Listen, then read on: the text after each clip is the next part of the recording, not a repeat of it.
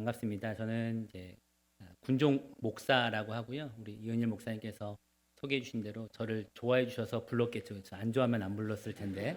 네, 그래서 저도 이렇게 목사님도 부르고 이렇게 같이 너무 반갑고 제가 계속 군종 목사로 생활하는 시점에는 전방에 주로 있다 보니까 우리 동기 목사님, 동기들 만나는 것도 좀 쉽지 않았는데 약간 후방으로 이렇게 오다 보니까 만날 수 있게 되고 또 교제하게 되면서 많은 것을 배우게 됐습니다. 교회 이름이 강남중앙교회에서 강남에서 왔을 거라고 생각하지 마시고요. 박달동 저 후미진 곳에 있습니다. 네. 그래서 원래 이제 저희 부대가 정보사령부라고 혹시 실미도 보셨습니까? 거기 이제 북파 공작원 하는 그런 HID, 그 해군 같은 경우는 UDU 이런 인간 정보 관련된 부분도 있고 요즘은 워낙 위성이 잘 돼 있으니까 위성을 가지고 군사 위성을 통해서 첩보를 얻기도 하고 또 공개 정보라고 해서 우리 주변의 8개국의 그 TV나 미디어에 나와 있는 그런 내용들을 종합해서 첩보도 만들고 북한의 그 무기 기술이라든가 이런 것들도 확인하기도 하고 또 대테러 작전도 하기도 하고 그리고 이 다양한 한 6개 업무를 지금 하고 있습니다. 그래서 그런 업무들을 하는 부대다 보니까 많이 알려지지 않고 좀 숨겨진 그런 부대로 이렇게 있습니다. 어쨌든 저를 이렇게 여기로 불러주셔서 너무 감사하고 오늘 또 하나님의 말씀 나눌 때 같은 은혜가 우리 모두에게 있기를 주님의 이름으로 축복합니다. 저는 이제 군종 장교라고 해요. 군종 장교인데 군종 장교는 뭐냐면 군인 종교 업무라는 성직자들을 군종 장교라고 합니다. 지금 4개 종파가 들어와 있는데 기독교는 저같이 목사하고요. 천주교는 신부님, 그리고 불교는 스님이라는 표현 대신에 법사님이라는 표현을 쓰고 원불교도 들어와 있습니다. 그래서 교문이 이렇게 4개 종파가 있는데 이 군종장교의 중요한 그 차이점이 있습니다. 다른 군인과의 비교해서 차이점이 있는데 혹시 아시는 분 있으십니까? 군에 별로 관심이 없으시죠? 예. 그래도 열심히 잘 지키겠습니다. 네. 군종장교의 특징은 총이 없습니다. 개인화기든 공용화기든 개인화기는 개인이 갖고 다니는 그런 총기류를 말하는 거고요. 공용화기는 같이 쓸 수 있는 거. 포도 있을 수 있고 수류탄도 있을 수 있고 이런 건데 그런 걸 가지고 있지 않습니다. 그렇잖아요. 목사님이 사랑하세요, 용서하세요, 총 쏴가지고 목사님 이번에 몇 발 맞추셨어요, 몇 명 죽이셨어요 이러면 좀 애매하잖아요. 그래서 군정장교는 총이 없습니다. 총 없는 군인 혹시 생각해 보셨습니까? 군인하면 당연히 총이 있을 거라고 생각하고 그 총을 가지고 나라를 지킨다고 생각할 텐데 총 없는 군인이 있습니다. 혹시 총 없는 군인 본 적 있으십니까? 지금 제가 안 보이십니까? 저 투명인간 취급하시는 건가요? 네. 총 없는 군인 있잖아요. 네. 근데 제가 또 찾아보니까 총 없는 군인이 있긴 있더라고요. 군인이라고 하기엔 좀 애매한데 군견이 있습니다. 군견. 군견들은 총이 없더라고요. 그래서 약간 걔네들이랑 같이 취급이 비슷할 수도 있는데 어쨌든 총 없는 군인입니다. 제가 이 얘기를 왜 해드리냐면 군대 안에 총 있는 군인만 있는 것이 아니라 총 없는 군인도 있는 거예요. 그리고 군대 안에는 다 획일적으로 머리를 자르고 전투복도 입고 다 하지만 그 안에 각각의 역할들이 있습니다. 다른 거예요, 다른 거. 다른 사람들이 모여서 같이 힘을 합쳐서 그래서 군대가 만들어지는 겁니다. 육군 안에도 다양한 부대가 있고요. 육군만 있다고 군대가 아니라 해군, 공군, 해병대가 다 있어야 군대가 만들어지는 겁니다. 다양성이 있는 곳 중에 하나가 우리 군대라고 할 수 있는데 성경도 이렇게 얘기하고 있어요. 다름을 용납하고 인정하는 겁니다. 하나님은 여러분을 다 똑같이 창조하지 않으셨잖아요. 옆에 있는 분 한번 쳐다보십시오. 웃음을 주시네요. 그렇죠? 예. 이렇게 웃음을 주시는 분을 이렇게 만들어 주시기 위해서는 똑같이 생각해 보세요. 옆에 있는 분이 여러분이랑 똑같이 생겼다. 그럼 웃음이 나올까요? 우리 이게 성경에 나온 건 아니지만 도플갱어를 만나면 죽는다 뭐 이런 얘기 있는 것처럼 다르게 만들었어요. 다채롭게 만들었어요. 사람도 다채롭게, 피조 세계도 다채롭게 만들었거든요. 이 다양성 안에서 조화를 이룰 것을 말하는 거죠. 군대는 어떻게 보면 그런 다른 사람들, 지역도 다르고 출신도 다르고 여러 가지 환경들이 다른 사람들이 모여서 갈등도 있지만 그 안에서 서로 지킬 건 지키면서 조화롭게 만드는 그런 것들을 배우는 곳 중에 하나가 군대입니다. 성경도 마찬가지로 방금 말씀드린 대로 조화로운 삶이라고 하는 것은 하모니잖아요. 하모니의 기본 전제가 뭐죠? 하모니의 기본 전제는 다름입니다. 달라야 돼. 달라야 하모니가 되고 조화가 되는 거예요. 다르지 않으면 그냥 획일적으로 가는 겁니다. 성경은 다름을 용납하라고 되어 있고 틀림을 용서해주고 바로잡아주라고 말씀해주고 있습니다. 그런데 우리가 선 실제를 보면 틀린 거는 둘째치고 다른 것도 용납하기 어려운 것이 현실입니다. 나와 다른 사람들을 배척하고 또 나랑 같은 사람들끼리만 모여 있는 거죠. 여러분, 제일 안타까운 게 뭐냐면 교회에 비슷한 사람끼리 모여 있는 경우들이 많습니다. 군인교회 좀 안타까운 게 뭐냐면 군인교회는 병사도 있고 또 부사관도 있고 또 장교도 있고요. 그리고 그 안에서도 계급이 다 있습니다. 그리고 요즘에 군무원들도 있기도 하고요. 그런데 장교들은 교회 많이 나오거든요. 근데 부사관들은 잘 안 나옵니다. 왜 안 나올까요? 군에서도 계급으로 하는 겁니다. 군 부대에서는 계급일 수 있지만 교회는 계급이 있는 곳이 아니잖아요. 그런데 내가 좀 불편하고 내가 이날까지 계급에 눌리고 싶지 않다 해서 안 나오는 경우들이 있습니다. 그만큼 다름이 없는, 그래서 어느 순간 보면은 비슷한 사람들끼리, 장교들끼리, 이런 어떤 사람들끼리만 교회에 남아 있는 경우들이 있습니다. 굉장히 위험한 교회입니다. 어떻게 보면 교회는 모든 사람들이 다 올 수 있도록 열려져 있어야 되는데 안타깝게도 방금 말씀드린 대로 틀린 사람은 차치하고 다른 사람조차도 품지 못하는 것이 우리들의 모습입니다. 너무 감사한 건 뭐냐면 그렇게 편협하고 옹졸한 또 옹색한 우리들, 그래서 성경에서 말하는 그런 바른 삶을 살지 못하고 있는 저희들을 하나님께서 사랑으로 대해 주신다는 거예요. 우리는 사랑으로 대하기가 참 어려운 것들이 많이 있습니다. 많은 사람들이 사랑을 얘기하면서 좋아하는 수준에 머무르는 경우들이 많거든요. 내가 마음에 들어하고 내가 매력이 끌리면 그걸 사랑이라고 말하는데 그건 좋아하는 거예요. 사랑은 좋아하는 것을 넘어서는 겁니다. 여러분, 제가 좀 위험한 발언 한번 해볼까요? 우리 교회에서 모든 분들이 이은일 목사님 다 좋아하십니까? 맞죠? 누가 고개 안 끄덕이는지 알죠? 제가 유심히 보니까 사모님이 유독 안 끄덕이는, 네. 사모님이 딱 이렇게, 네. 여러분, 모든 사람에게 사랑받기가 참 어려워요. 하지만 신앙인은 모든 사람을 사랑하는 데 가야 되는 겁니다. 그게 성경에서 가르침이고 우리가 받은 사랑이 바로 그거라는 겁니다. 그래서 여러분, 요한복음 3장 16절 말씀 잘 아시잖아요. 하나님이 세상을 이처럼 사랑하사 독생자를 주셨으니 이는 그를 믿는 자마다 멸망치 않고 영생을 얻게 하려 하십니다. 혹시 17절 말씀 아십니까? 요한복음 3장 17절? 거기 이렇게 되어 있어요. 하나님께서 그 아들을 이 세상에 보내신 것은 세상을 심판하려 하심이 아니라 그로 말미암아 세상을 구원받게 하려 하십니다. 이 얘기를 잘 뜯어보면 이 세상은 멸망이 어울리는 거예요. 또 심판과 처벌이 어울리는 곳이 이 세상입니다. 그런데 그런 처벌과 심판이 적합한 세상을 향해서 하나님은 구원과 사랑을 베풀어 주시려고 예수님을 보내셨다는 겁니다. 이게 말이 안 되잖아요. 여러분, 나한테 잘해준 사람한테 내가 잘하는 거, 그럴 수 있어요. 그런데 나한테 잘해주지 않는 사람한테 잘해준다는 거 굉장히 쉽지 않습니다. 나한테 좋지 않은 반응을 보일 때. 그래서 어떤 분이 이런 얘기 하더라고요.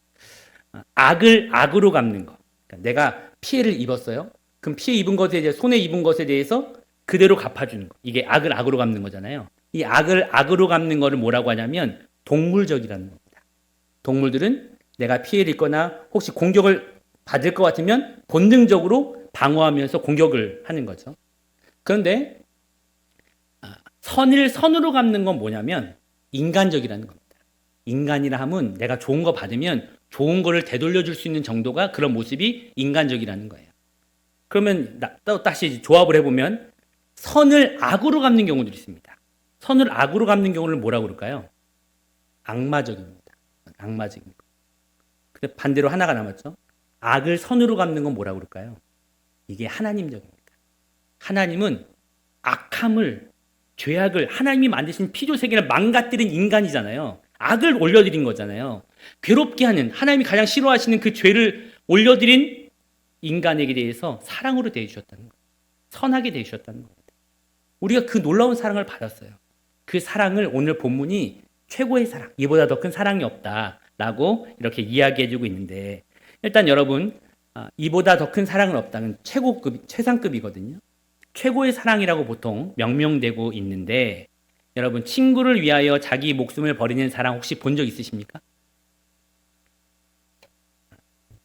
이런 경우는 쉽지 않습니다. 그래서 실제로 누굴 사랑한다고 하지만 내 목숨까지 다 내어 바치면서 사랑한다? 찾기 어려운 사랑입니다. 그래서 이 사랑이 최고의 사랑이다, 이렇게 보통 얘기할 수 있는데, 조금만 생각해 보면 친구는 그래도 내 마음에 든 사람이잖아요.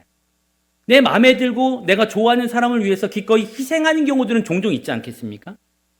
근데 내가 마음에 들지 않고 나를 힘들게 하고 나를 괴롭게 하는 사람, 성경에서 말하는 원수를 사랑하라고 하는데, 원수 같은 사람을 위해서 목숨을 바치는 사랑이 더 큰 사랑처럼 보이세요? 아니면 친구를 위하여 목숨을 버리는 사랑이 더 큰 사랑처럼 보이세요? 네? 저를 보면서 원수라고 말하지 마시고요. 그냥 1번, 2번으로 말씀하시면 됩니다. 1번이시죠? 그렇죠? 원수, 나를 힘들게 하는 사람을 위해서 사랑하는 것도 쉽지 않은데 목숨을 바쳐 사랑하는 건 말도 안 되잖아요. 친구, 마음에 드는 사람, 특별히 부모님이 자식을 향해서 희생하는 경우들 많이 있습니다. 내가 좋아하고 그런 사람을 위해서 잘해주는 경우는 간혹 있거든요. 제가 만약에 우리 이인일 목사님이랑 사이가 안 좋았다, 그럼 오늘 못 불렀겠죠. 오지도 못하게 하지 않겠습니까? 그렇죠? 그러니까 사이가 좋으면 서로 이렇게 교류도 하고 친하게 지낼 수 있어요. 그리고 자기의 시간도 희생하기도 하고 물질도 희생할 수 있어요. 근데 원수 같은 사람은 돈이 아깝죠. 당연히 줘야 되는 것도 주기 싫을 때도 있죠. 그러면 원수를 위하여 목숨을 버리는 사랑이 친구를 위하여 목숨을 버리는 사랑보다 더 큰 사랑 같은데, 왜 성경에서는, 오늘 본문에서는 친구를 위하여 목숨을 버리는 사랑이 더 큰 사랑이라고 얘기할까? 또 여러분, 로마서 5장 7절 말씀 보면요, 의인을 위하여 죽는 자가 쉽지 않고 선인을 위하여 용감히 죽는 자가 혹 있거니와.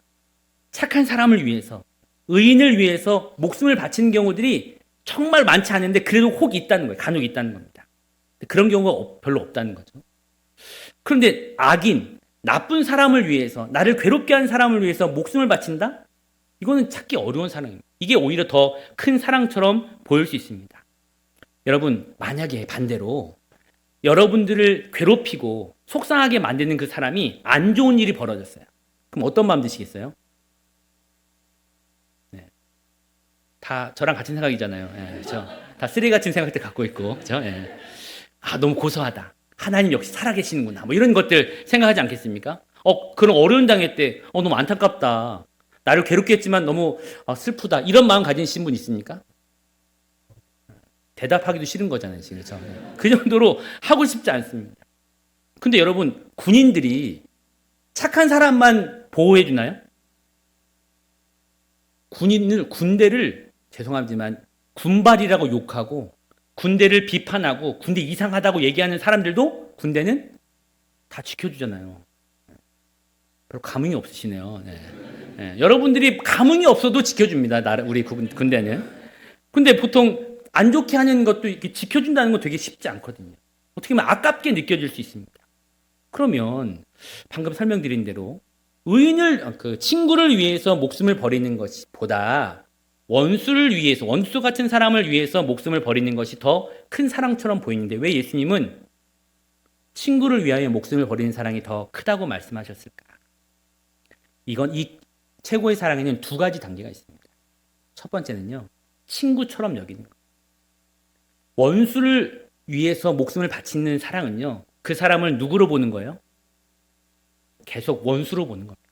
원수처럼 취급하는 거예요. 그런데 하나님께 원수 같은 삶을 산 사람이 누굽니까? 저와 여러분들입니다. 저희들을 사랑해 주시는데 일단 친구처럼 여겨준다는 거예요. 원수 같은 놈이라고 생각하지 않고 친구처럼 여겨주는 겁니다. 여러분, 친구는 아무나 친구입니까? 여기서 우리 그 청년 회장님, 청년 회장님, 계시죠? 혹시 그 청년부에서 동생들이 막 이렇게 까불고 막 맘먹으려고 하고 이름 부른다, 그럼 어떻게 하시겠어요? 괜찮다고요? 어떻게 얼굴 색깔 안 바뀌고 이렇게. 저 청년 회장님보다 동생들 있으시죠? 가서 이름 한번 불러보세요, 이따가. 어떻게 표정이 바뀌는지. 막 누가 같이 이렇게 맘먹으려고 하면 야, 내가 내 친구냐? 이런 얘기 하잖아요. 친구는 뭔가 비슷해야 돼요. 나이가 비슷하거나 경험이 비슷하거나 수준이 비슷했을 때 보통 친구가 될 수 있거든요. 그럼 예수님이랑 우리가 친구가 될 수 있습니까? 수준 차이가 너무 많이 나는 거죠. 그래서 친구를 삼아주려면 어떻게 해야 돼요? 우리가 수준을 높이거나 아니면 그분이 우리의 곁에 오셔야 되는 겁니다. 근데 우리가 수준을 높일 수 없으니까 그분이 낮아지신 거예요. 여러분 눈높이 교육 아시죠? 눈높이 교육이 뭡니까? 아이들과 눈높이를 맞추라는 거잖아요. 어떻게 맞추죠? 애들한테 야, 올라와. 아빠 눈 맞춰. 이런 겁니까? 무릎을 꿇고 맞춰주는 거예요. 친구 될 수 없어요. 예수님이랑 우리가 무슨 친구입니까? 그런데 또 오늘 본문 읽지 않았지만 14절 말씀 보면 너희는 내가 명하는 대로 행하면 곧 나의 친구라. 말씀대로 순종해야 친구가 되는 거예요. 근데 순종합니까? 순종은커녕 기억도 안 납니다. 우리 신앙생활에. 그런 상황 속에서도 이 예수님께서 우리 곁에 오셔서 낮아지신 것, 자기를 비워내신 겁니다. 인간의 모습으로 오는 거죠. 도와주고 사랑해 주는 것도 너무 감사한데 그냥 오신다면 죄악을 가진 인간은 견딜 수가 없기 때문에 인간의 몸으로 오는 겁니다. 여기 혹시 예비역들 있으시죠? 한번 손 예비역 분들. 그렇죠. 예. 예비역 다시 2등병부도 하시라고 그러면 어떻게 하시겠어요? 갑자기 은혜 떨어지는 얘기를 그렇죠. 병장에서 2등병 되는 것도 되게 싫습니다. 그렇죠. 오늘 전사님 너무 싫어하시는데요. 나중에 좀 오셔가지고 정신교육을 좀 받아야 될 것 같습니다. 되게 싫죠, 당연히. 병장에서 2등병 되는 것도 싫습니다. 그런데 신이란 무한한 신이 유한한 인간의 몸으로 오는 것은 불편할 뿐만 아니라 아주 고통스러운 거예요. 그걸 감내하면서 우리에게 맞춰주신 겁니다. 잘 도와주시려고. 일단 아까 말씀드린 대로 인간의 몸으로 오셔야 우리가 견딜 수 있는 거예요. 신의 모습으로 왔다가는 인간이 견딜 수 없어서 도와주러 왔지만 죽을 수밖에 없으니까 인간의 몸으로 오셨습니다. 그리고 인간으로서 이 우리의 인류에 가지고 있는 죄악을 해결하기 위한 목숨을 바쳐야 되는 거잖아요. 그 목숨을 바치기 위해서 인간의 몸으로 온 겁니다. 로마서 6장 23절 말씀 보면 죄의 삭은 사망이다 이런 표현이 나옵니다. 여기서 삭이라는 표현은 어떤 때 쓰는 단어냐면 군인들이 있는데 군인들이 전쟁에 나가기 전에 먼저 임금을 지불해야 됩니다. 전사할 수 있기 때문에 먼저 반드시 지불해야 될 비용이 이 삭이라는 단어예요. 죄를 범하면 반드시 우선적으로 사망, 죽을 수밖에 없다는 겁니다. 그것을 대신 해결해 주시기 위해서 이 땅에 예수님이 오신 거죠. 그래서 여러분 그 사람처럼 되어주는 게 사랑인 거예요. 제가 매운 걸 잘 안 좋아하거든요. 저희 아내는 매운 걸 좋아합니다. 그럼 어떻게 해야 되죠? 금식하면 되잖아요. 그렇죠? 금식하면 되는데 금식할 수 없어서 데이트 가면은 매운 걸 같이 이렇게 먹어줄 수밖에 없습니다. 근데 또 제 아내는 제가 매운 걸 잘 안 좋아하고 자극적인 거 안 좋아하니까 또 그 덜 자극적인 거, 덜 매운 거 이렇게 맞춰주는 거. 이게 사랑인 거예요. 맞춰주는 거예요. 내가 내 것을 고집한 거는 사랑이 아닙니다. 내 것을 어느 정도 비워내느냐에 따라서 사랑의 정도가 커지는 거거든요. 근데 우리 것을 확보하려고 하지 양보하려고 하지 않아요. 내 것을 소유하려고 하지 공유하고 나눠주려고 하지 않습니다. 사랑이란 단어가 분명히 있지만 사랑이란 단어만 있지 실제는 나타나지 않는 거죠. 그러나 예수님께서 말로만 사랑하신다고 하지 않으시고 실제로 사랑해 주셨는데 첫 번째 단계는 인간이 되어주고 친구가 되어주는 사랑입니다. 친구가 안 돼요. 수준도 안 맞고 아주 못됐어요. 우리 인간들이. 그런데 원수처럼 생각하지 않고 친구가 되어주는 사랑이 첫 번째 단계입니다. 두 번째는 친구가 되어줬다는 얘기는 친밀하다는 거잖아요. 여러분 코이노니아라는 단어를 많이 들어보셨죠? 코이노니아 단어 뜻이 뭐죠? 다들 질문이 많아서 기분이 나쁘신 것 같은데 그냥 표정 관리만 좀 해주세요. 제가 얘기할 테니까요. 저도 지금 물 좀 먹어야 돼가지고 질문하는 거니까 너무 승질내지 마시고 몇 시까지 해야 되나요? 거짓말하지 마세요. 다 하라고 그래놓고 나중에 하면서 너무 길었다느니 막. 여러분 코이노니아는 보통 친밀한 교제, 친교 이런 걸 의미하잖아요. 그런데 친교라는 말, 친밀한 교제라는 말과 더불어 봉사라는 의미가 있습니다. 여러분, 사람끼리 친밀한 교제를 하려면 시간을 봉사해야 되고 또 정성을 봉사해야 되고 이런 것들이 필요하잖아요. 그렇죠? 그러면서 친해지는 거잖아요. 근데 거기에만 있는 것이 아니라 친해지다 보면 상대방을 좀 더 잘 알아가게 됩니다. 알아가다 보면 좋은 것도 보이고 좋지 못한 것도 보이잖아요.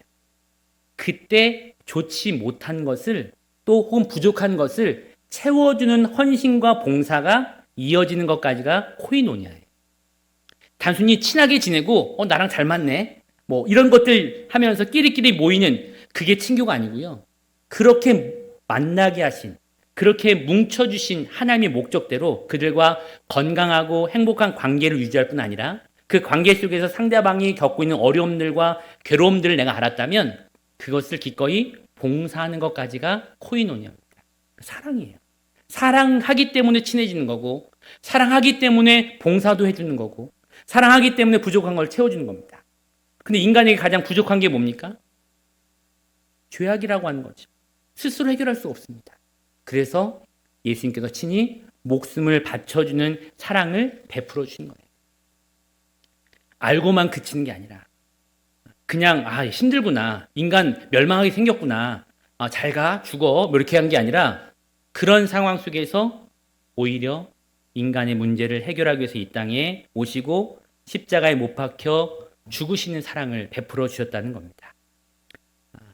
수준 낮은 인간에게 찾아오셨고 또 인간의 몸으로 오셔서 인간이 가지고 있는 최후의 보리인 목숨까지 바치면서 우리에게 사랑을 베풀어 주시는 그런 모습을 보여주셨다는 겁니다.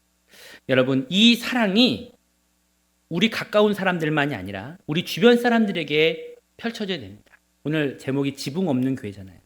지붕 없는 교회가 어떤 교회죠? 네. 비 맞는 교회죠. 네. 그렇죠? 햇볕 쨍쨍 쐬고 그렇죠? 네. 네. 여러분, 지붕 없는 교회라는 것은 건물 안에서만의 교회가 아니라는 겁니다. 우리가 삶의 현장에 어디를 가든지 그곳이 교회의 모습이어야 되는 거죠. 교회의 중요한 핵심이 뭡니까? 너무나 잘 알고 있는 단어입니다. 사랑입니다. 그러나 그 사랑이 교회 안에서도 잘 안 돼요. 나의 삶의 현장에서 잘 안 돼요. 저 원수 같은 사람을 왜 내가 사랑해야 되나? 어떤 분이 이런 얘기도 합니다. 원수를 사랑하라 라는 말과 형제를 사랑하라 라는 말을 이웃을 사랑하라는 말이 성경에 나오잖아요. 왜 그럴까요? 내 이웃을 내 몸같이 사랑하라는 말씀도 나오고 또 원수를 사랑하라는 말씀도 나오는데 왜 그럴까요? 그놈이 그놈이어서 친했다가 틀어지면 원수가 되는 겁니다. 그렇죠? 그런 관계와 상관없이 신앙인들은 어떻게 반응해야 된다고요? 사랑으로 반응해야 된다는 거예요. 그 사랑을 우리의 삶의 현장에서 그 사랑 가지고 저는 군성교 현장에 가 있는 겁니다. 그래서 제가 군인이에요. 군인으로서 있는 이유가 군성교 현장의 군인들처럼 되어주는 겁니다. 제가 뭐 자랑할 건 아닌데 이쪽 보시면은 이거 보십니까? 이게 뭔지 아세요 혹시? 예비역이시죠? 네. 그 특전사에 있을 때 낙하산 타는 훈련을 해야 이걸 받을 수 있습니다. 근데 낙하산 훈련을 받다 보면 이 낙하산 훈련을 받고 그 다음에 이제 항공기에서 헬리콥터나 아니면 비행기에서 뛰어내리는 겁니다. 그걸 하는데 꼭 그 목사님들이 가장 먼저 뜁니다. 왜 가장 먼저 뛸까요? 기도해주고 안전해. 목사님들 뛰어 이렇게 하면서 뛰는데 약간 마루 탄 느낌입니다. 왜냐면 바람이 어디로 불지 모르거든요. 그래서 저를 보면서 바람이 이렇게 부는구나 이렇게 더미 역할을 하거든요. 근데 또 내색할 수 없잖아요. 그래가지고 이렇게 기도해주고 괜찮다고 이렇게 하는데 어쨌든 저도 훈련을 받으면서 그 사람들과 함께 이제 해주고 또 공감해주고 기도해주고 이런 모습들을 이제 가질 수 있는 것도 그 사람처럼 되어주려고 애쓰는 거죠. 이게 참 쉽지 않은 겁니다. 우리 역지사지 많이 얘기하지만 상대방의 입장 잘 이해하기 어려워요. 옆에 있는 분 한번 쳐다보십시오. 이해가 되십니까? 우리 전사님은 이해하셔야 되잖아요. 그렇죠? 네, 이해하셔야 되잖아요. 네. 이해 안 하면 큰일 납니다. 네. 어쨌든 이해하기도 어려운데 그 입장에 가서 생각해보고 배려해준다는 건 결코 쉬운 게 아닙니다. 그만큼 노력이 필요해요. 또 고민도 필요하고 연구도 필요합니다. 사랑하는 건 그냥 되는 거 아니에요. 이런 사랑을 가지고 저도 군성현장에 가서 많은 사람들 만났는데 오히려 제가 배우는 게 되게 많이 있습니다. 전방에 있을 텐데 하루는 이제 제가 첫 부임지에는 교회가 네 군데가 있었어요. 그래서 9시 예배, 10시 예배, 11시 예배, 그리고 GOP라고 전방에 거기는 밤에 근무 쓰고 낮에 예배 드리는 그런 GOP 교회 예배, 거기는 오후 2시에 예배 드리거든요. 이 네 개 교회를 돌면서 가는 겁니다. 9시 예배를 끝나고 진짜 비포장 도로를 멧돼지 나오는 도로를 막 이렇게 달려가지고 다음 부대로 가는데 예배 끝나고 가봤더니 한 용사가 그 옆에 풀밭에 쓰러져 있는 거예요. 너무 깜짝 놀라가지고 그 군종명 불러가지고 왜냐면 전 다음 교회 예배를 드리러 가야 되니까 어떻게 된 거냐 깨우라고 하면 깨웠는데 안 일어나기도 하고 그래가지고 겨우 이렇게 일으키고 그 다음에 저는 이제 다음 교회로 갔거든요. 계속 걱정되잖아요. 나중에 알고 보니까 그때 유격훈련이 있었습니다. 유격훈련이 있었는데 유격훈련이 토, 일, 월이 추석 연휴였던 거예요. 그래서 보통 월요일부터 금요일까지 훈련을 하고 금요일 밤에 야간 행군 한 50km 한 다음에 들어오는 거거든요. 근데 그때는 추석 연휴가 있다 보니까 월요일 날 쉬는 날이었어요. 그래서 월요일까지 쉬고 화요일부터 토요일까지 훈련을 하고 유격 훈련을 하고 토요일 날 밤에 밤새도록 야간 행군해서 부대 들어온 겁니다. 근데 그 교회가 9시 예배잖아요. 이 친구가 너무 졸린데 교회는 가고 싶은데 그래서 교회 왔다는 거예요. 근데 찬양 막 하고 있는데 오늘 우리 찬양 인도하는 형제처럼 아주 막 찬양했으면은 안 졸았을 텐데 너무 졸려가지고 내가 찬양 인도 끝나면 들어가야지 하고 바깥에 있었던 겁니다. 그리고 나서 기억이 안 난대요. 저 같으면 안 왔을 것 같아요. 피곤하니까. 그리고 이해해 주겠지. 토요일까지 유격 훈련 빡세게 했는데 이게 2000년대 초반입니다. 그러니까 더 빡세게 막 훈련했고 밤새도록 행군했으면 주일 예배 안 드려도 뭐 하나님 이해해 주겠지. 이렇게 했을 법한데 이 친구는 예배 드리려고 나온 거예요. 제가 그걸 보면서 내가 목사지만 9시, 10시, 11시 그리고 오후 2시 예배 그리고 신교대 저녁 때 가서 예배 드리고 이런 거 들으면 나는 이 정도의 예배 드리고자 하는 열망과 열정을 갖고 있었나? 솔직히 없었던 거죠. 그런 걸 많이 배웠던 것 같아요. 제가 뭔가를 도와주려고 하는데 오히려 그들한테 배우는 것들이 훨씬 더 많은 것 같아요. 한 번은 GOP인데 매주 화요일마다 GOP 밤에 가서 초소를 방문해서 초코파이, 뭐 커피 그때는 저희가 돈이 없어서 커피를 타는 겁니다. 커피, 프림, 설탕을 1대 2로 탑니다. 설탕이 2예요. 그렇게 이제 달달하게 이렇게 끓여가지고 막 가서 그 초코파이 주고 기도해주고 이렇게 하긴 하는데 제가 이제 GOP를 계속 돌다 보니까 용사들을 거의 대부분 알거든요. 어떤 병사가 병장 정도 된 친구인데 이 친구가 교회에서 보이질 않는 지가 오래된 거예요. 그래서 제가 누구 아무개야 너 왜 교회 안 나와? 너 이제 개종한 거야? 뭐 이렇게 농담하면서 짬 좀 됐다고 이제 예배 안 드리네? 뭐 이렇게 얘기를 했었거든요. 이제 보통 군에서 이런 얘기 하거든요. 2등병 때 복음을 접합니다. 1병 때 예수를 믿어요. 상병 때 은혜를 입습니다. 병장 때 천국 가요. 천국 가면 교회 올 필요 있어요? 없어요? 없죠. 그러니까 이거 안 오는 거죠. 이렇게 안 오는 경우들이 많이 있습니다. 그래서 너 짬좀 되더니 교회 안 나오냐고 했더니 이 친구가 뭐라고 하냐면 목사님 저 정말 교회 가고 싶습니다. 교회 못 와 왜? 그랬더니 아까 말씀드린 주간에 예배를 드린다고 오후 2시에 예배를 드린다고 했잖아요. 근데 GOP 교회가 GOP 라인이 몇 킬로 한 7, 8킬로 되는데 거기서 중앙에 모여야 되는 거예요. 그러니까 버스를 트럭 그때는 버스도 없으니까 트럭 타고 예배 막 오거든요. 그럼 예배 끝나고 뭐 거기서 또 교제하고 가면은 이 친구가 예배 오고 싶은데 후임들 교회 보내려고 자기가 대신 근무를 2타임, 3타임 쓰는 거예요. 그럼 얘는 교회 안 났으니까 주일 성수 안 한 거죠. 그럼 안 되는 거 아니에요? 내가 나만 은혜 받고 나만 복 받으면 된다는 생각을 갖고 있다 보니까 사랑이 안 되는 거예요. 내가 희생하고 나도 예배 드리고 싶고 말씀 듣고 싶고 찬양 드리고 싶고 간식도 먹고 싶지만 후임들 힘드니까 군 생활하는데 어려운데 교회 가서 말씀도 좀 듣고 위로도 받고 또 간식도 먹고 그래서 힘을 얻어서 다시 군 생활하고 이거 위해서 자기가 양보했다는 거예요. 제가 할 말이 없더라고요. 너무 부끄러웠습니다. 그러면서 제 생각이 바뀌었어요. 제가 지금은 이제 군종병들이 이제 뽑혀서 훈련받고 오거든요. 옛날에는 자대에서 받기도 했었어요. 뽑기도 했거든요. 그러면은 왜 군종병 되고 싶냐고 그러면은 저는 어렸을 때부터 주일 성수를 한 번도 빠져본 적이 없습니다. 군종병에서 교회에 교회 예배를 빠지고 싶지 않아서 그렇다고 하면은 탈락입니다. 왜냐하면 예배 드리는 게 나쁜 게 아니지만 네가 예배를 안 드리면서 다른 사람이 보낼 수 있는 그런 마음이 없이 그냥 나만 은혜 받고 나만 복 받고 나만 좋은 일이 생기면 되다 보니까 한국 교회가 자꾸 무너지고 있는 거예요. 베풀라고. 우리가 받은 어디에서나 하나님께서 사랑을 주시잖아요. 친구를 삼아 주시고 친구를 위해서 목숨 바쳐 주시는 그 최고의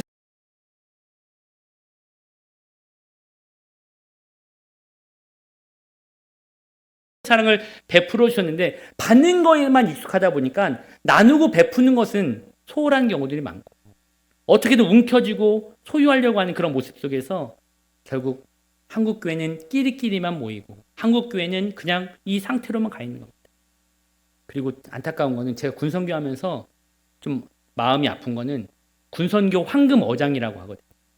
그리고 더 나아가서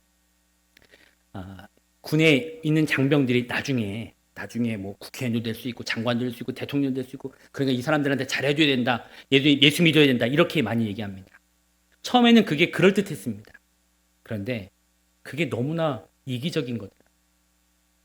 그러면 그런 가능성이 없는 사람들한테는 잘해줄 필요가 없는 건가요? 사랑은 투자가 아니에요. 이렇게 잘해줘서 내가 뭔가 이득이 없고 내 성과를 올리려고 한다. 그건 투자입니다. 사랑이 아니에요. 사랑은 결과를 넘어서서 지금 내게 붙여준 사람들에게 최선을 다하는 거예요. 많은 경우 그래서 군교회 뭐 황금 어장이니까 다음 세대를 이끌어가야 되니까 군성교 많이 해야 된다. 그런 말을 저는 별로 좋아하지 않습니다. 군성교뿐만 아니라 모든 사역의 현장들, 모든 구원 사람들만이 아니에요. 하나님은 사람만 지으신 것이 아니라 피조 세계를 다 창조하셨잖아요. 그러면 우리가 소중히 여기는 거, 그것도 우리가 회복해야 될 부분이에요. 그런데 그 시작이 내 가까이 있는 사람부터 사랑하기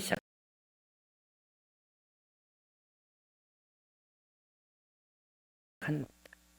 그래서 여러분 마태복음 10장에 보면 좀 예수님께서 의아한 그런 내용을 말씀하시거든요. 뭐라고 하냐면 9장 마지막 부분에 추수할 건 많은데 일꾼이 없다고, 이 목자 없는 양이 유리방황하는 것이 너무 안타깝다고 추수할 일꾼을 보내달라고 기도하거든요. 10장에 보면은 12명의 제자 이름들이 나옵니다. 기도 응답이 된 거죠. 이들에게 복음을 전할 수 있도록. 근데 그들에게 뭐라고 얘기냐면 너희들 다른 데 가지 말고 이방인이나 사마리아인 이런 곳을 가지 말고 유대인에게만 가라고 그럽니다. 왜 유대인에게만 가라고 그럴까요? 예수님이 차별하시는 분인가요? 제가 목회를 하면서 가장 감명 깊었던 것은 하나님은 사람을 가리지 않는다 했습니다. 우리는 사람들 많이 가리잖아요. 그런데 주님은 사람을 가리지 않는다. 근데 유대인에게만 가라고 그러고 유대인의 잃어버린 양에게, 잃어버린 이스라엘에게만 가라고 그러고 사마리아나 이방인으로 가지 말라고 하는 게 의아하게 보이는 거거든요. 왜 그런 말씀하셨을까요? 가까운 사람부터 사랑하는 얘기예요. 가까이 하나님께서 만나게 해준 사람부터 사랑하고 그 사랑의 영역을 점점점 넓혀 나가는 거예요. 우리가 보냄받은 그곳, 뭐 내가 특별히 어디를 가고 그런 거는 것, 이게 바로 우리에게 주어진 사명이거든요. 넘어서서 피조 세계에 대한 관심과 사랑을 또 가져야 되는 오늘 오순절 성령 강림절, 성령이 모셔서 이어지는 거지 않습니까? 이게 어떤 절기냐면 구약에 3대 절기가 있습니다. 유월절 그리고 무교절이 같이 묶여 있어요. 패스오버, 10번째 재앙, 이집트에서 10번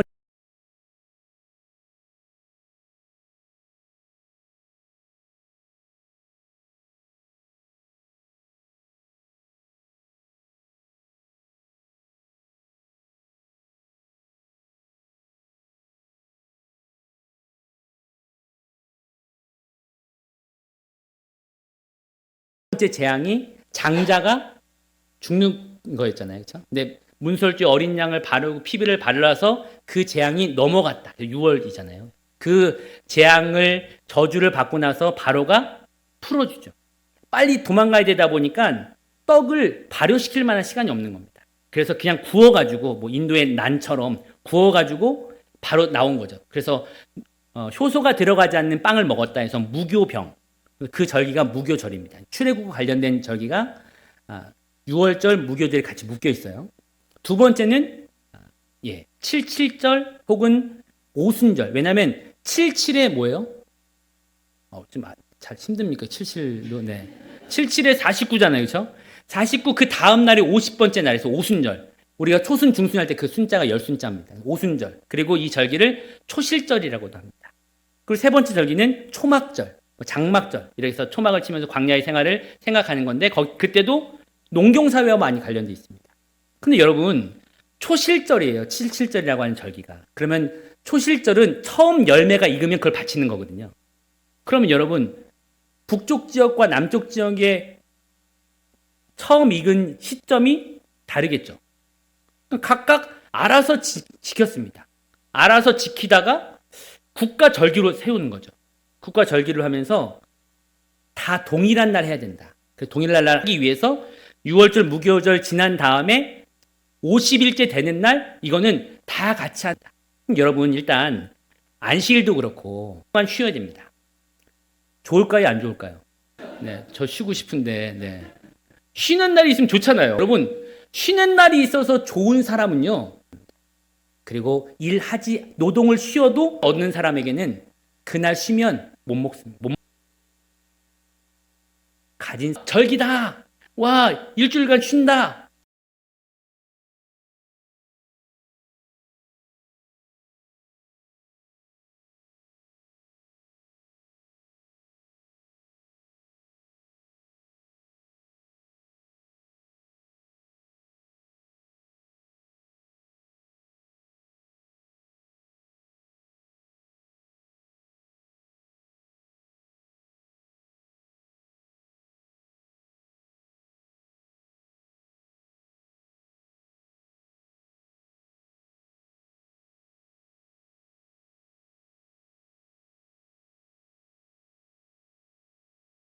여러분 잘하고 오세요.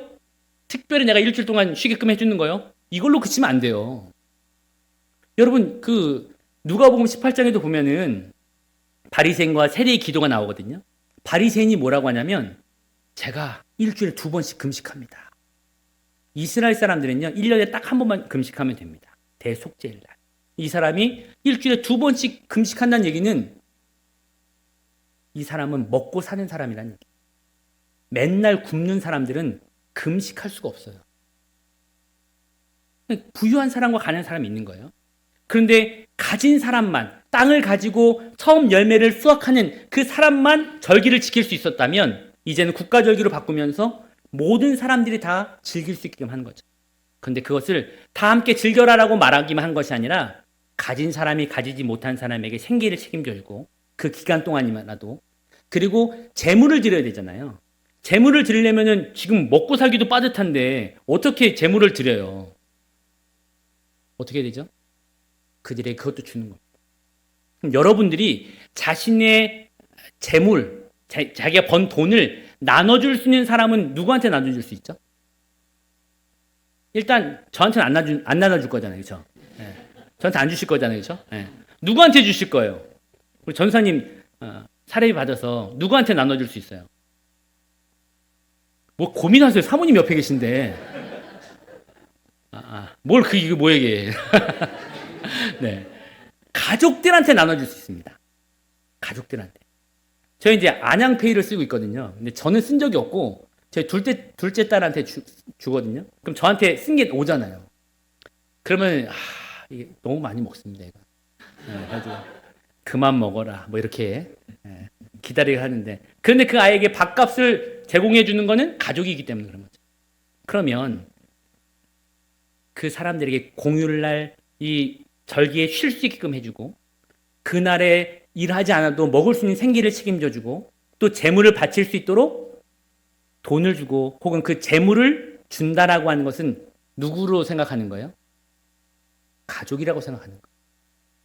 그래서 신명기 15장에 보면 보통 형제 자매는 피가 섞여야 이렇게 형제 자매라고 하잖아요. 우리 전사님이랑 사모님은 남이죠. 네. 남과 님이 그 있지 않습니까? 피 한 번 안 섞이면 그 형제 자매가 아닙니다. 근데 신명기 15장에서 혈연 관계를 넘어서는 다른 사람을 형제라고 부릅니다. 이게 성경이 최초예요. 그 사랑이에요. 그냥 사랑하라가 아니라 실제로 그것을 실천하는 거예요. 실천하려면 내 것을 내어줘야 되는 겁니다. 다만 손해 본다고 생각하는 것이 아니라 희생하는 거예요. 손해는 빼앗기는 겁니다. 희생은 기꺼이 내어주는 겁니다. 물론 우리의 수준이 아직까지 희생하기 어려울 수 있겠습니다만 손해를 보더라도 그것을 기꺼이 내어놓고 그것을 실천하는 것. 이게 지붕 있는 이 드림교회만이 아니라 지붕 없는 우리의 삶의 현장에서도 나타나야 된다는 겁니다. 여러분들이 군성교 현장 와서 뭐 전도하고 복음 전도에 선교해 주시는 거 감사할 수 있으나 그렇게 하지 않아도 돼요. 하나님께서 보내신 그곳이 바로 선교지입니다. 그곳에서 주어진 사명들을 잘 감당하고 특별히 사랑의 사명을 우리가 잘 감당하는 그런 모습들이 되어야 됩니다. 그리고 이제 서로 사랑이라는 말은 다음에 해드릴게요. 다음 불러주실 건가요? 네, 다음에 해드릴게요. 네. 되게 귀찮듯이 얘기하고 있는 것 같은데. 네. 알겠습니다. 네. 마지막으로 한 가지 예화로 이제 마무리 지려고 하는데요. 제2차 세계대전에 독일의 남서부 지역에 있는 슈바르트발트라는 검은 숲이라고 하는 그 지역에 포탄이 떨어졌습니다. 그 지역 자체가 초토화됐고 복구하는 중에 예수님 조각상이 발견됐습니다.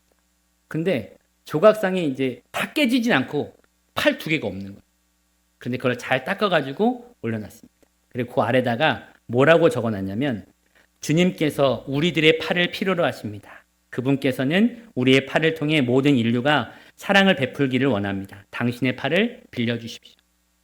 우리가 주님의 손과 발이 되어서 우리 만나는 사람들에게 이론적인 사랑이 아니라 실천하는 사랑, 실제 사랑을 베풀고 특별히 하나님을 알지 못한 사람에게는 복음을 증거하면 되는 거고요.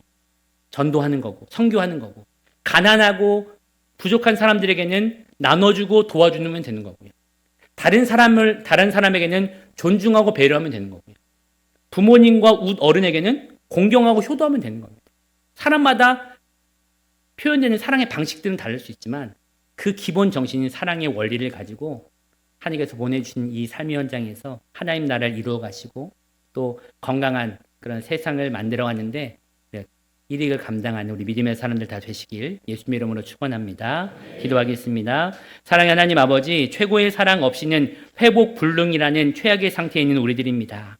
죄를 서슴없이 지었고 죄 지은 줄도 모르고 또 죄 짓는데 멈춤이 없는 자들인데 그래서 더더욱 하나님과 멀어질 수밖에 없는 존재들인 우리들에게 오히려 하나님께서는 최고의 사랑을 계획하시고 예수님을 통하여 그 놀랍고 초월적인 사랑을 아낌없이 부어주시니 감사합니다. 최고의 사랑으로 죄와 사망의 권세에서 벗어나 구원에 이르게 하셨사오니 다시 최악의 삶으로 되돌아가지 않도록 저희들을 붙잡아 주시고 도와주옵소서. 과분한 사랑을 끊임없이 베풀어 주신 하나님께 부끄럽지 않는 신앙인으로 보답하며 살아가게 하여 주시되 특별히 아직도 예수님께서 베풀어 주신 최고의 사랑을 깨닫지 못하며 파멸의 길로 치닫는 영혼들에게 복된 소식을 널리 알리고 전하는 복음의 전달자의 사명 놓치지 않게 하여 주옵소서. 그래서 우리들이 사랑의 사람으로 살게 하여 주시고 우리 드림교회가 사랑의 공동체로 세워지게 하여 주옵소서. 이 모든 말씀 우리를 사랑하시되 끝까지 사랑해 주시는 예수 그리스도 이름으로 간곡히 기도합니다. 아멘.